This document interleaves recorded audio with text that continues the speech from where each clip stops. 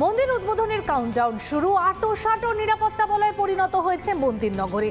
রাম মন্দিরের জন্য 11 কুইন্টাল আতপ চাল পাঠালেন বিজেপির রাজ্য সভাপতি সুকান্ত মজুমদার। সেই উপলক্ষে খুশির হাওয়া বালুরঘাট শহর জুড়ে।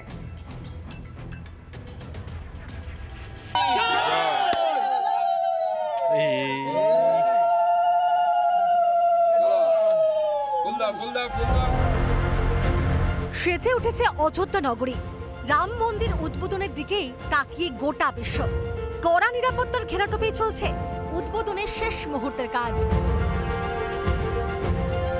রামচন্দ্রের প্রাণ প্রতিষ্ঠা হবে, সেই কারণে বিজেপির রাজ্য সভাপতি তথা বালুরঘাট লোকসভা কেন্দ্রের সাংসদ সুকান্ত মজুমদার দক্ষিণ দিনাজপুরের খ্যাত আতপ চাল বা যাকে আমরা গোবিন্দভোগ বলে থাকি, সেই চাল 10 কুইন্টালেরও বেশি অযোধ্যার উদ্দেশ্যে আজ পাঠাচ্ছেন।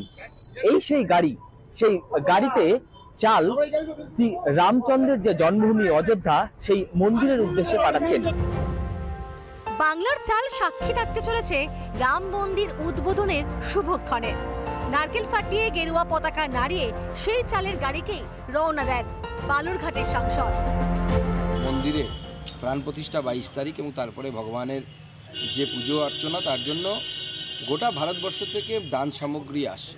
তা আমাদের জেলার সবথেকে বিখ্যাত চাল গোবিন্দভোগ চাল, যা আমরা বাঙালিরা ঠাকুরের ভোগ রান্নার সময় খিচুড়ি তৈরিতে ব্যবহার করি, সেই 1001 কেজি চাল আমরা গোবিন্দভোগ চাল পাঠানোর ব্যবস্থা করলাম।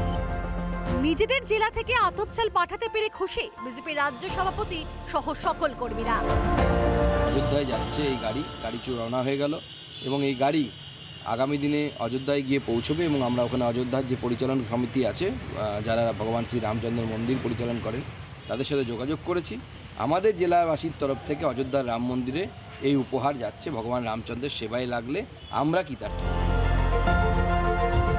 সাংসদের পাঠানো এই 11 কুইন্টাল আতপ চাল প্রসাদ তৈরি কাজে ব্যবহার করা হবে বলেই আশাবাদী বালুরঘাটের বাসিন্দারা।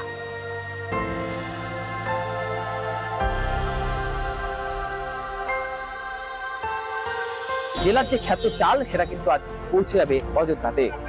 দক্ষিণ দিনাজপুর থেকে রিপন ভৌমিকের রিপোর্ট, রিপাবলিক বাংলা।